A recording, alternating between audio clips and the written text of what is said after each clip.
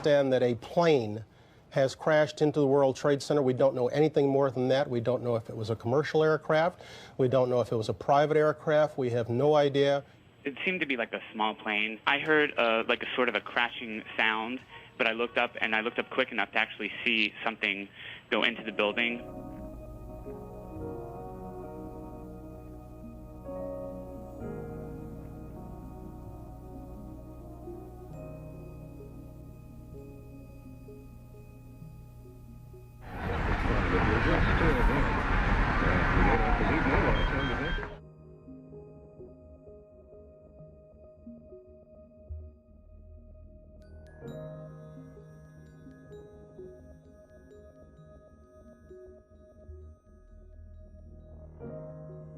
Look up to lesson 60 on page 153.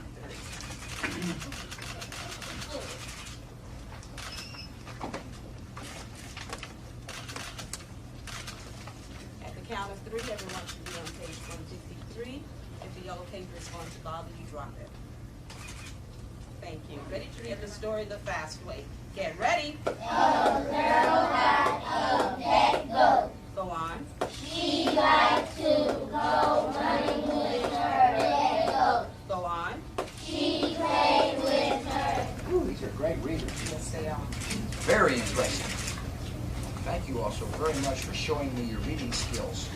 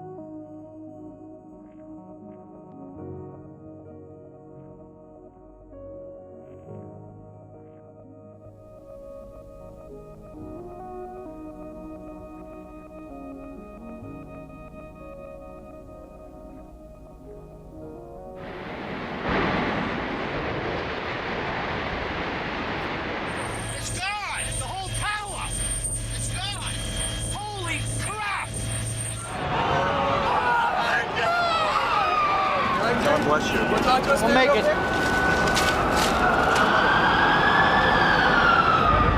That's it. That's it? That is the whole thing. That is the whole home. As you know, the way it looked to me is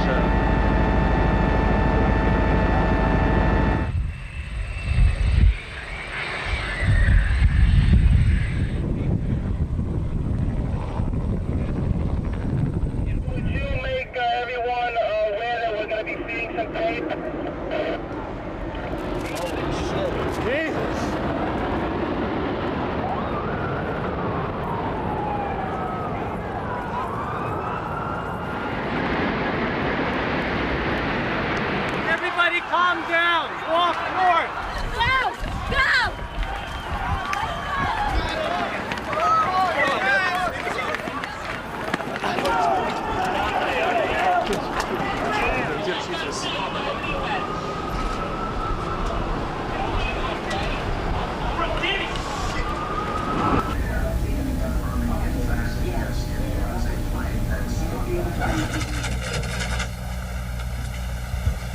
Freedom itself was attacked this morning by a faceless coward, and freedom will be defended. Make no mistake, the United States will hunt down and punish those responsible for these cowardly acts.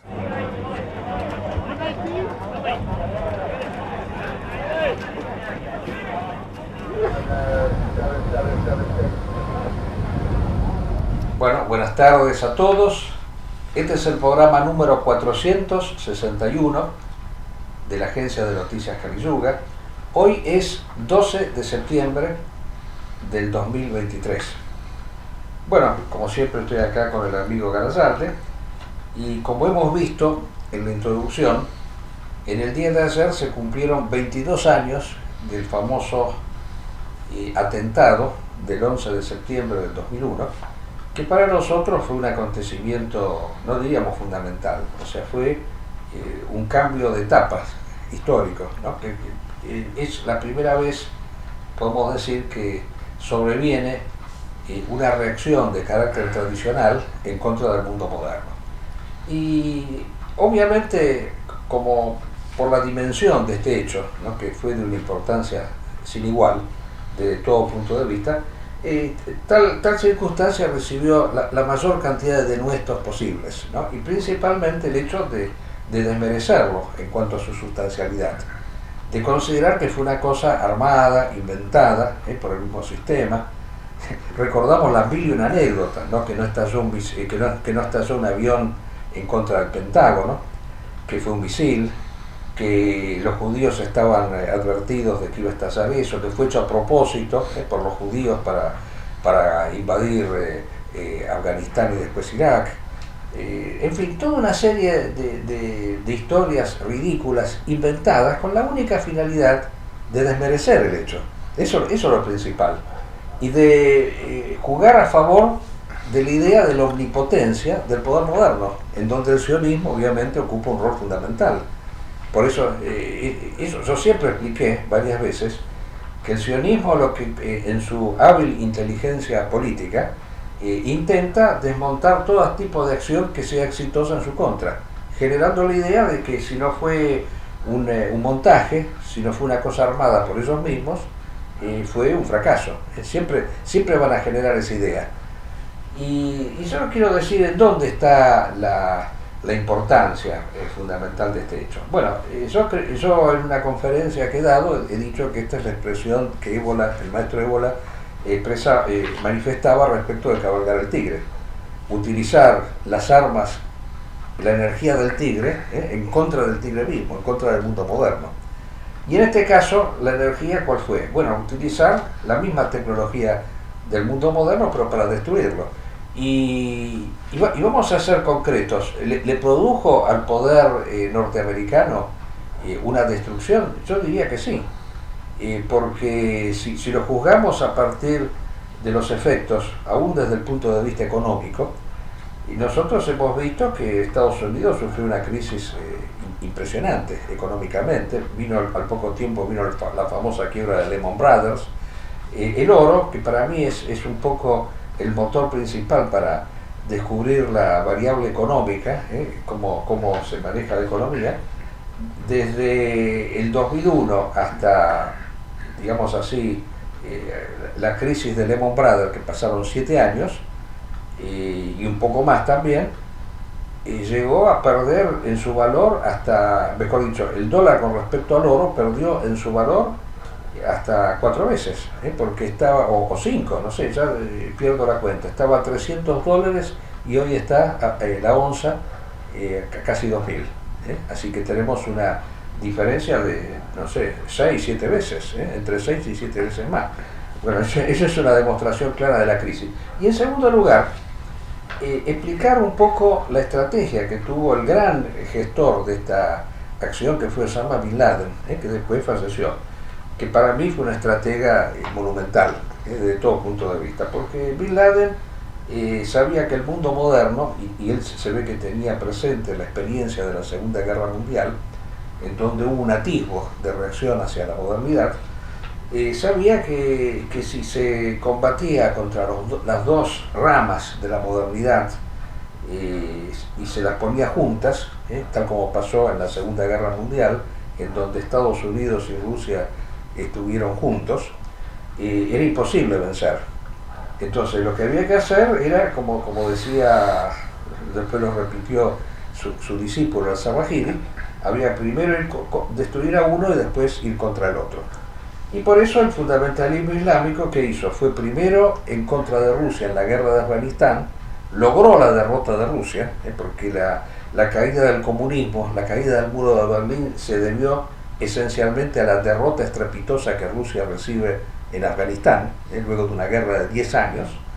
Y una vez que Rusia deja de ser una fuerza ofensiva importante, ahora es distinto porque con el señor Putin se ha rearmado, entonces ir contra los Estados Unidos. Por eso el 2001 es la segunda etapa para luchar en contra de la modernidad.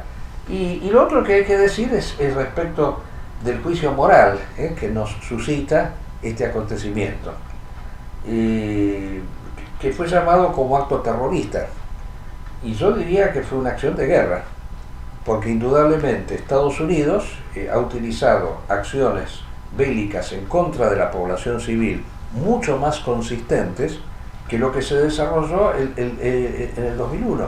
Pensemos en las bombas atómicas, pensemos en las matanzas de Dresden, en fin. Hay una cantidad impresionante de bombardeos a poblaciones civiles efectuadas por los Estados Unidos y la guerra ha tomado esas dimensiones. Entonces no se puede condenar a uno sin condenar a otro. Y esto es una reacción ofensiva. Y por último, agreguemos también, ¿fue un acto contra población civil simplemente? Bueno, digamos, se encuentra que hubo tres acciones que se desarrollaron simultáneamente. Una contra el Pentágono, otra contra las Torres Gemelas y una tercera que falló contra la Casa Blanca, porque el avión cayó antes. Bueno, no eran objetivos civiles, indudablemente, entre comillas, sino que eran objetivos. El Pentágono era el poder militar, la Casa Blanca era el poder político y las Torres Gemelas era el poder económico. Así que cuando se destruyen las Torres Gemelas, que fue lo más impactante, se destruyeron 30 bancos y 100 mesas de dinero aproximadamente. O sea, fue una crisis importante, como decíamos, le generó al poder financiero norteamericano una tremenda complicación, muy grande, evidentemente. Y por último, contestando a los famosos montajistas que insisten en que esto fue hecho para justificar la invasión a Afganistán, pero hay que tomar a la gente por idiota. Suponer que Estados Unidos se va a destruir todo eso para justificar una invasión a Afganistán, cuando las invasiones efectuadas por los norteamericanos y por el colonialismo en el mundo tuvieron argumentos de lo más infantiles y de escasa importancia. Sí. Y muchas veces sin el aval de la ONU. Recordemos el bombardeo que hizo la OTAN en Yugoslavia, que fue condenado por la ONU y hoy está dentro de lo que son crímenes de guerra, porque mataron a la población civil. Pero Belgrado no se olvida de eso. Hay una y esto es reciente, ¿no? O sea, no es que pasó hace 70 años atrás. Exactamente, bueno, con la invasión que hicieron a Panamá para arrestarlo a Torrijos, Torrijos, sí.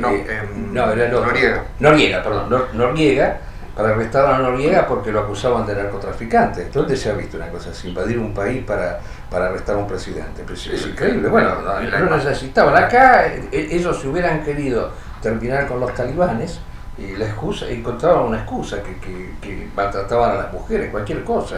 Inventan lo que sea. Y bueno, las armas de destrucción masiva cuando invadieron a Irak, que fue una alianza entre Blair, Aznar y Bush, exactamente, condenado por la ONU. Y no podían decir que Saddam Hussein hubiera estado detrás de los atentados. Muy simple eso. Así que no, evidentemente excusas no precisaban, porque cuando Estados Unidos quiere invadir, invade. Punto, no buscan excusas. Así que todos estos famosos montajistas, muchos de los cuales los teníamos cerca porque se decían personas afines a nuestra manera de pensar, nosotros hemos editado muchas notas criticándolos y poniéndolos en evidencia como figuras que terminan estando al servicio del enemigo que dicen combatir. Bueno, todo eso ha generado una crisis muy grande, ¿no?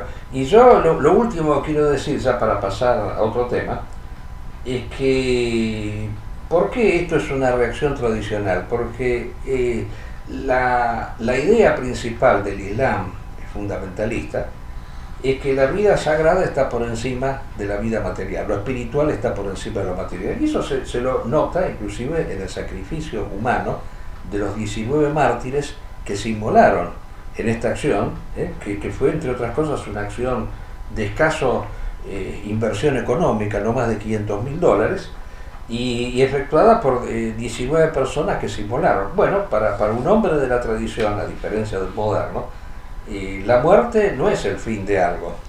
La muerte es la puerta de entrada hacia una dimensión superior. O sea, la muerte es un cambio de estado, es un cambio de situación.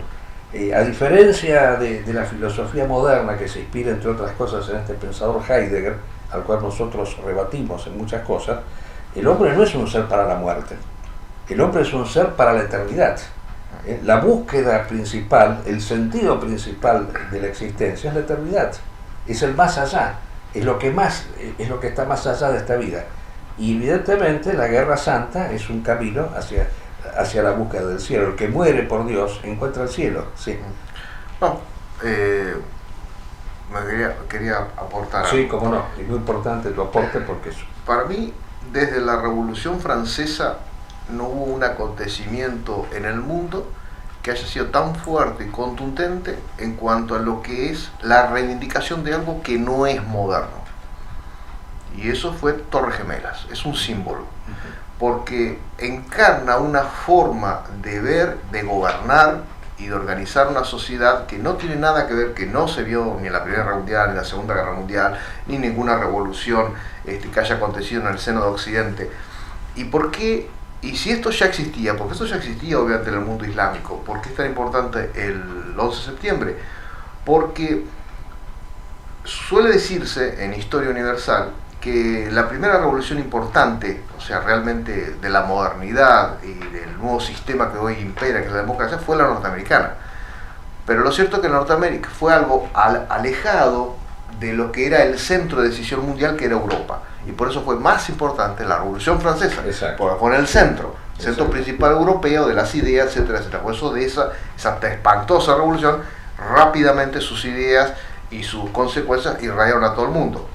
El 11 de septiembre fue eso, fue ese golpe, porque ya eso ya existía en el mundo islámico, esa resistencia. Los talibanes no empezaron a avanzar en contra de los grupos pro-occidentales que habían en Afganistán en el 2001, ya habían empezado antes, pero el 11 de septiembre mostró al mundo que había otra guerra librándose, que lamentablemente nosotros ya la perdimos con la caída del Imperio Español, y en cambio el 11 de septiembre mostró que había una guerra de civilizaciones latente en el mundo islámico, y ese creo que es el principal significado. Y que nos muestra a Occidente, sobre todo debería mostrarnos al Occidente católico, que vemos desmoronarse todo el ideal católico.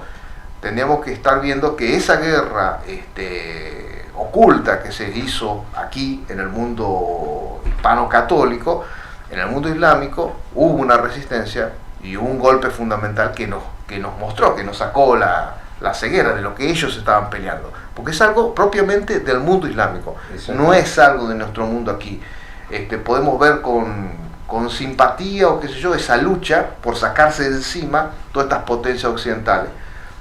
Lo mismo está aconteciendo ahora en África, ¿no? Con estas revoluciones que están aconteciendo, con la explotación del uranio que están haciendo de países, teniendo élites pagadas por Occidente, y el resto del pueblo muriéndose de hambre. O sea, sigue existiendo todo esto.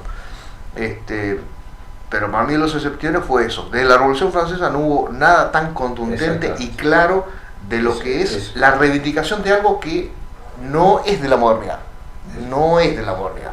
Es de un mundo tradicional o del antiguo régimen, o como se quiera llamar. Claro, y aclaramos siempre que nosotros no estamos sosteniendo una conversión al Islam, sino en todo caso una conversión a nuestra propia religión, que es la religión católica o cristiana, y consideramos la importancia de que se constituya un fundamentalismo cristiano del mismo modo que se ha constituido un fundamentalismo islámico, ¿no? Esa es un poco nuestra idea. Bueno, y ya pasando un poco, creo que esto por supuesto da para muchísimo más, pero esto evidentemente es un programa en donde tratamos de hacer una síntesis de los principales acontecimientos.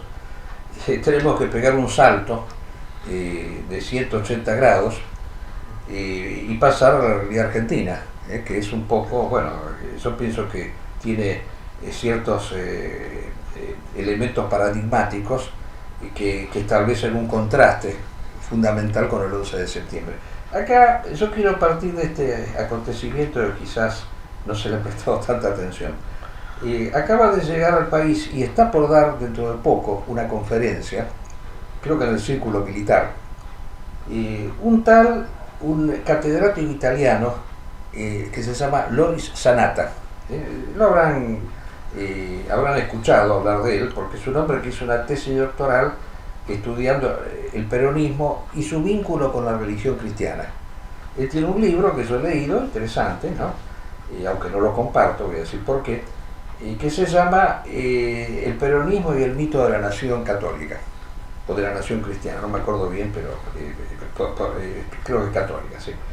Y bueno, yo no voy a caer en el lugar común de decir que se llama Sanata y es una persona que sanatea, pero ya lo han dicho otros, pero lo que es cierto es que este señor ha venido también atraído por esta figura de Milei, al cual él le establece vínculos con respecto al peronismo, porque dice que es un poco la expresión del populismo, y por más que el señor Milei sea tremenda antiperonista y en el fondo tremendamente anticristiano de acuerdo a la orientación que tiene la Iglesia Católica actualmente, porque después vamos a pasar un pequeño video en donde este señor dice cosas terribles del Papa, Sanata insiste en decir que el peronismo expresa un poco el alma del catolicismo, volcado acá en la República Argentina por su populismo. Él no encuentra, digamos así, desavenencias entre el peronismo y el catolicismo, y en parte se siente confirmado por el hecho de que el Papa actual, que es argentino, es también peronista, como lo hemos mencionado muchas veces, o por lo menos viene de un grupo peronista que se llamaba Guardia de Hierro. Yo discrepo con el señor Sanata. Yo me baso mucho en lo que dijo en su momento el padre Membiel, antes de convertirse al peronismo, pero que fue o por lo menos de aceptar al peronismo en la última etapa de su vida. Yo creo que lo comenté en una conferencia. El padre Membiel, para los que no lo saben, fue un gran pensador argentino.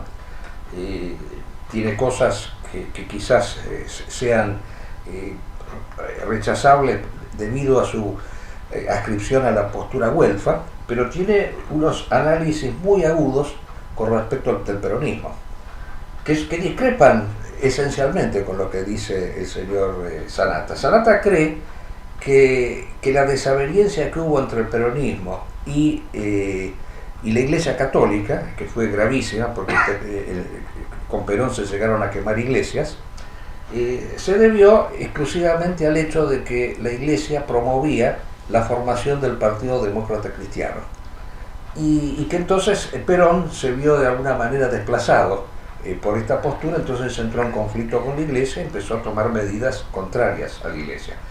Y bueno, es una postura similar a la de otro autor que se llama Potas, el norteamericano que también estudió el peronismo, porque el peronismo, hay que reconocer, además de ser un fenómeno argentino, es un fenómeno que expresa curiosidad, lo mismo que Evita han hecho una ópera y todo demás, ¿no? O sea, la Argentina suele dar a veces, digamos así, elementos pintorescos que llaman mucho la atención. Milei es un caso al respecto, eso tengo que reconocer, que en todo el mundo llama la atención, no solo estéticamente, sino por las cosas que hace y que dice. Potas decía, en cambio, que el peronismo, que el conflicto entre Perón y la Iglesia se debió a que Perón después de la muerte de Evita, había incurrido en una actitud casi de pederastía, porque tenía la Quinta de Olivos como un receptáculo de jovencitas, ¿no? Con la cual incluso y que terminó amancebándose con una de esas. Pero yo insisto que eso es un detalle menor, porque la Iglesia Católica nunca va a incurrir en esos detalles cuando se trata de preservar una política nacional favorable a los intereses de la Iglesia. No, acá lo que hubo fue, como explicó muy bien el padre Membiel, una actitud de Perón de desarticular y querer sustituir al mismo peronismo, a la misma Iglesia, creando hasta una Iglesia argentina. Llegó a eso. Y aparte la presencia de ciertas actitudes, digamos así, como diría el maestro Ébola, de segunda espiritualidad, o de espiritualidad menor o de pseudo espiritualidad, ese vínculo con sectas que hasta podrían llamarse sectas casi satánicas, como por ejemplo el espiritismo. Membiel tiene un artículo interesantísimo en donde muestra el vínculo que existe entre Perón y el espiritismo. El espiritismo de la Escuela Científica Basilio llegó a ser un congreso monumental en la época de Perón en el Luna Park, bajo la consigna: Jesús no es Dios, el espíritu se ve, y Dios no castiga. Esas eran las tres consignas fundamentales. Y ese congreso espiritista que se hizo en UNAPAR contó con el aval de Perón. Y esto después se perpetuó con la figura de López Rega, con la iglesia, digamos así, americana, de un famoso Baldanelli, que te habrás oído hablar, un obispo herético, ¿no?, que creó esta iglesia, que fundaron el famoso altar de la patria, que después no se construyó, que iba a ser un monumento más grande que la... Eso fue más en los 70, sí. O sea, No, pero cuando Baldanelli murió, es todavía de la época de Fidel Perón, o sea, de esa época. Claro, pero la fundación de la iglesia data del 73, por ahí, cuando un capellán militar Sí. conforma la iglesia aquí en Argentina. Ajá. Ya para entonces, el pensamiento peronista consideraba, como Carlos Di Sandro, que la iglesia era parte de la sinarquía internacional. Exacto, o sea, exacto. en los 70 era así, porque Exacto. que vale la pena decir esto también, que ¿por qué la iglesia como poder se pone al peronismo? Primero, hay que aclarar siempre que los que tienen memoria, el peronismo no era el sistema de entonces del gobierno peronista no era democrático. O sea, Perón era llamado el dictador. Perón había roto relación hasta con la República Oriental del Uruguay. Y lo cierto es que después, sobre todo principalmente después de la muerte de Evita, tomó un giro muy, pero muy totalitario, por así decirlo, el peronismo. Y la iglesia es parte dentro de un sistema político, una parte importante y fuerte.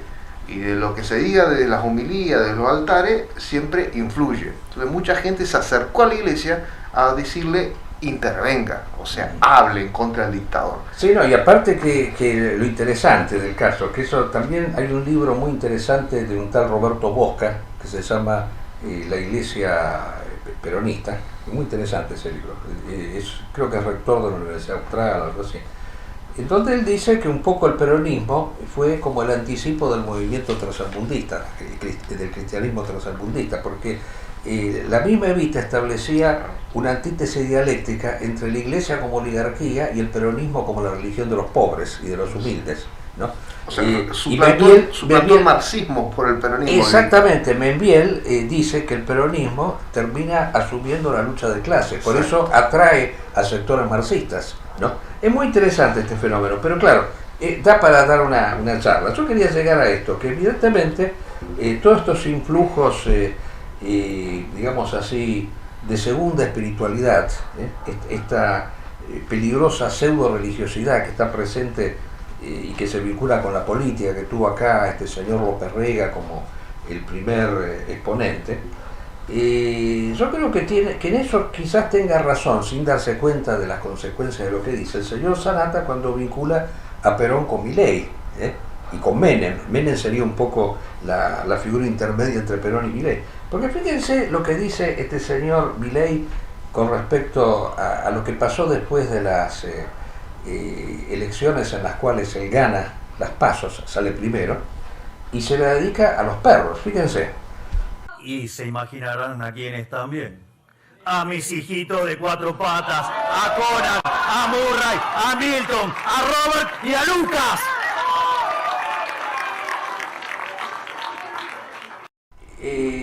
Yo quiero decir al respecto que acá se soslaya un hecho fundamental, que es la circunstancia de que según esta segunda religiosidad o espiritualidad menor, de carácter incluso hasta podríamos decir satánico también, el culto de los animales es un culto antiquísimo que tiene que ver con el satanismo, abiertamente, porque significa exaltar fuerzas inferiores para conseguir resultados, determinados resultados.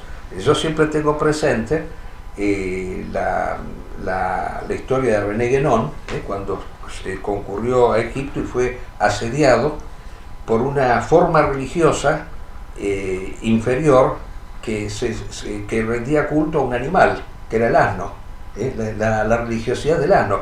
Ahora, fíjense que en el caso de este señor Milei, no es solamente que él le agradece a los animales, sino que él dice que entra en contacto con el espíritu de los animales.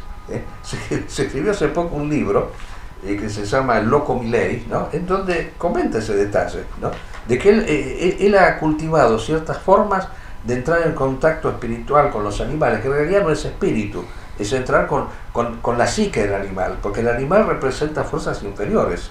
Es muy simple esto, simplemente de observarlo.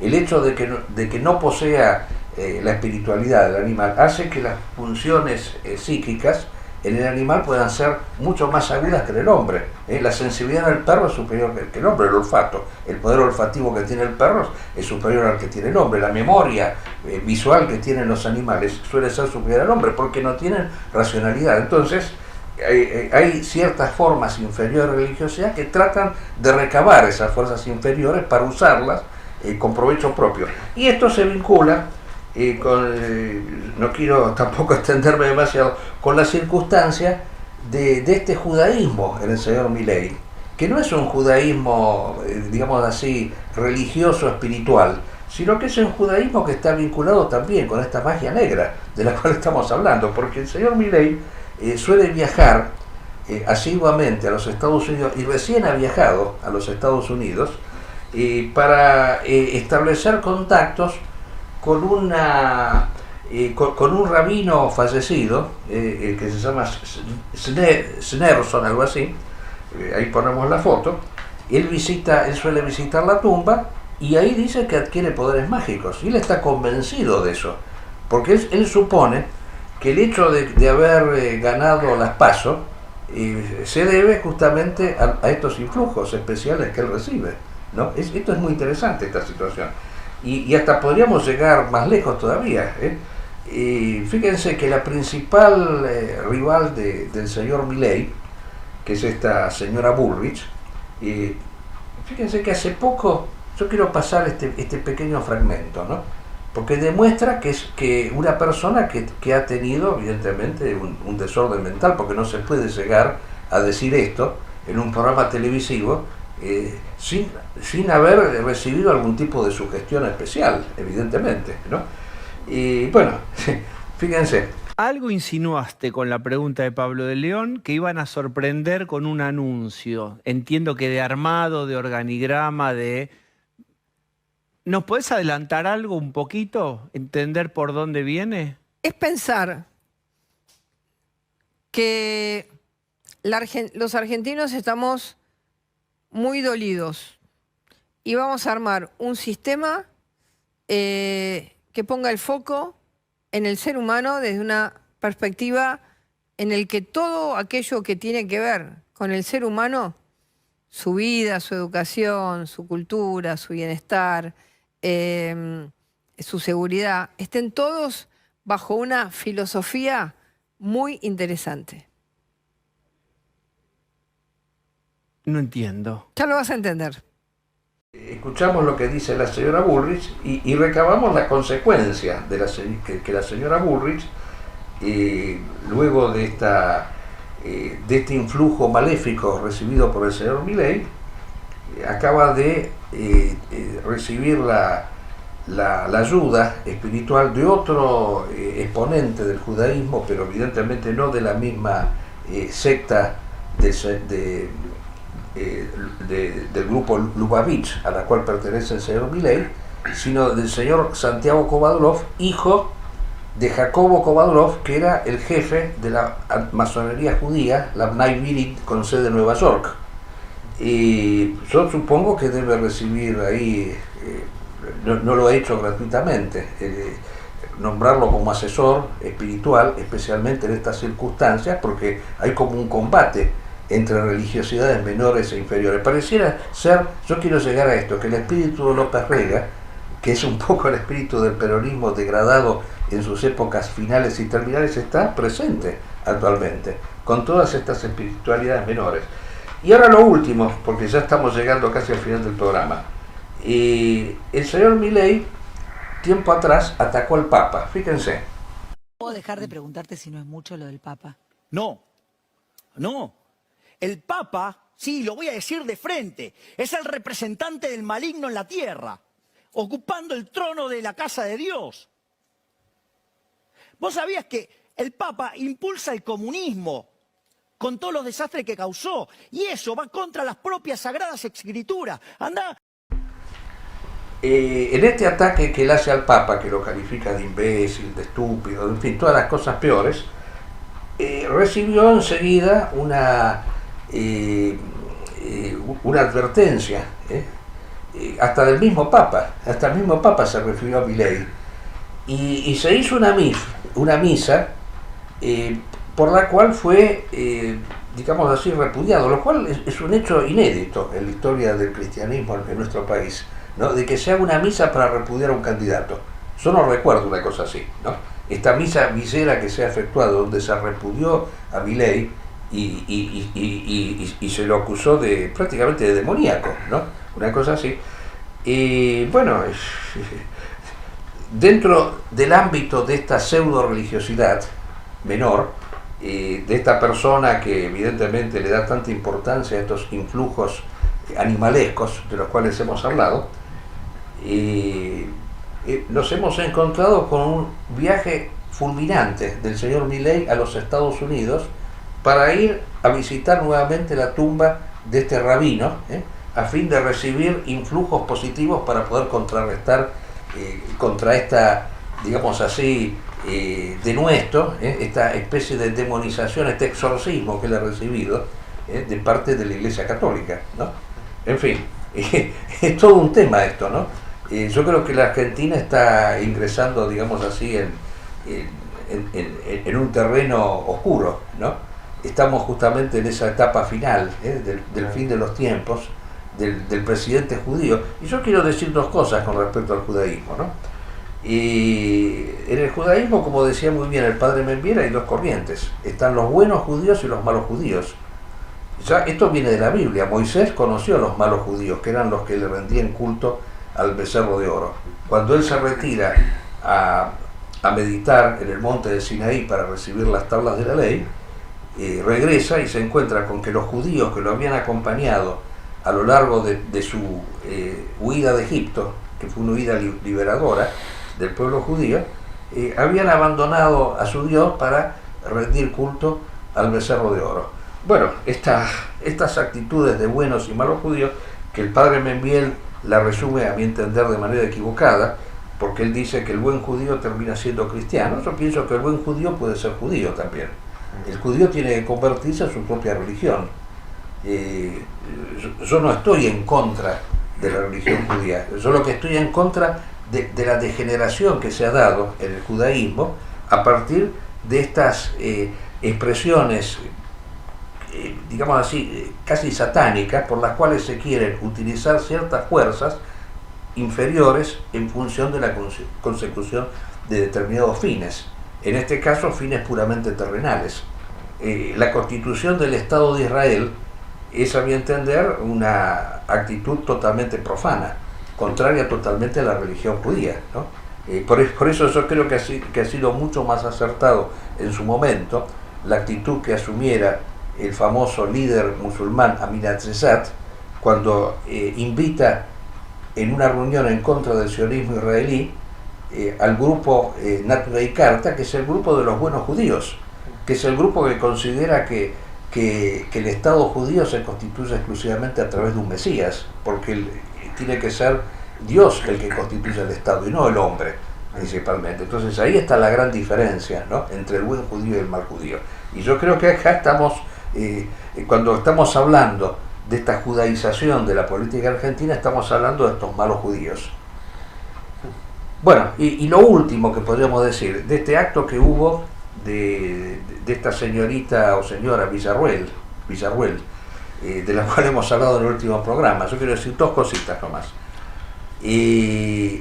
Por supuesto que nosotros reivindicamos la guerra en contra de la subversión. Por supuesto que nosotros reivindicamos a los inocentes que murieron víctimas del terrorismo internacional. La Argentina se salvó, como lo hemos dicho varias veces, gracias a la acción de las Fuerzas Armadas, de caer bajo el comunismo, que es una dictadura peor que la dictadura liberal, que la dictadura moderna. O sea, es la expresión más sórdida que pueda dar la modernidad. Y eso hay que agradecérselo a las Fuerzas Armadas, porque en Cuba no fueron capaces las Fuerzas Armadas cubanas de evitar que Cuba cayera en manos del comunismo. Es que es una tiranía que lleva más de 50 años, ¿no? O 70, porque es una barbaridad el tiempo que ha pasado. Bueno, Sendero Luminoso sigue matando gente hasta el día de hoy. Exacto, así que nosotros tenemos que agradecer eso, que por supuesto se han cometido excesos, desde ya lo vamos a reconocer, pero siempre es algo ínfimo en comparación con lo grave del caso. Y aparte también decimos que es mentira que hayan muerto 30.000 personas. Murieron, como lo reconocen los mismos montoneros, 8.000 nada más. Hay 22.000 personas que han cobrado indemnización sin haber tenido familiares desaparecidos. Pero lo que yo quiero decir es que esta causa noble que nosotros compartimos, justapuesta a este movimiento oscuro, nefasto, ¿no? que acaban incluso de decir que van a entregar las Malvinas a los ingleses porque hay que respetar la voluntad de los kelpers. O sea, ¿cómo se puede concebir que la hija de un héroe de Malvinas esté en un movimiento que reivindica la soberanía inglesa en las Malvinas? Es una barbaridad eso. Y por eso esta causa noble en manos de un grupo innoble, un grupo que ha llevado las cosas más importantes a un terreno sórdido de negatividad, bueno, se echa a perder también. Así que esa es la reflexión que tengo al respecto, ¿no? Bueno, no sé si querés agregar algo al respecto. Bueno, nos quedaba hablar de Rusia y de Putin, que había más cosas que decir, pero claro, el programa se nos ha prolongado demasiado y quedamos para dentro de 2 martes, si Dios quiere.